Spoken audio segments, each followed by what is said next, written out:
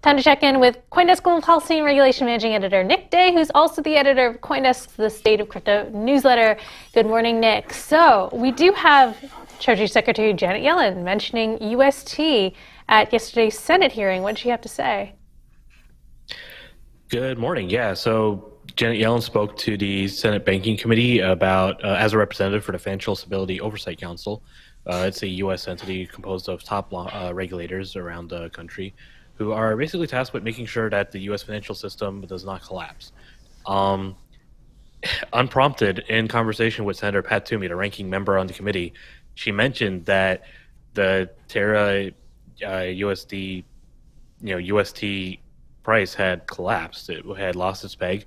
This was part of a conversation about regulating stablecoins, and she said that there has to be some kind of legislation or regulation overseeing stablecoins, ideally by this year.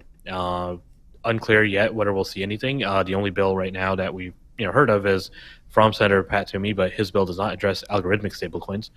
But clearly this is something that's on regulators' minds. They're watching this. They're looking at, I assume, whether or not people are being impacted by the price fall. And we're seeing reports that people are losing quite a bit of money at this point. Yeah. So I imagine it's going to be a topic that will be of increasing interest in the coming days. Yeah, I was just going to ask. You have people who, retail investors, of course, who lost plenty. They lost life savings, et cetera, in the United States. But more importantly, for senators, institutions lost a lot of money. And I say more important because that's who writes the checks. So do you think that with a lot of institutions losing this kind of money, that it might light a fire under the collective Senate's chairs? It's very possible. I mean, it'll depend on which institutions and how influential they are. But certainly we're at a point now where you have lawmakers and regulators alike looking at, it really just looking at the, I don't know if they're looking at the price charts, but all you have to do is look at the price chart to know that something is clearly, gone badly wrong.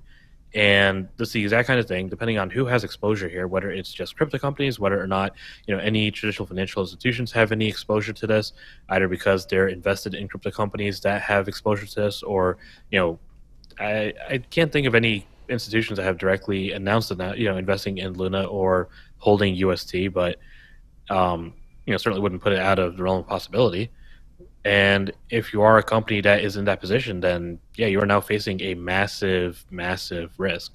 And if this has a spillover effect to, other parts of the economy, for example, we're seeing people say that a lot of the other crypto markets are down because of the chaos going on in Luna.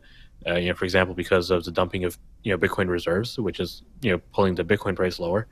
Then yeah, it's the exact kind of scenario where, on Monday we talked about the Fed publishing a report saying stablecoin run risks are a concern. This is one of those concerns. Nick, what might the regulation of algorithmic stablecoins look like? It could go a couple different ways. So one of the projects that we kind of look at back in 2018, if anyone remembers Basecoin, that was an algorithmic stablecoin that shut down and returned funds to investors because the SEC said it looked kind of like a security. So it's very possible that Terra and Luna look kind of like a security through that kind of analysis, and so the SEC might have a say here. It's also possible that bank regulators might want to take a look, especially if any banks are involved.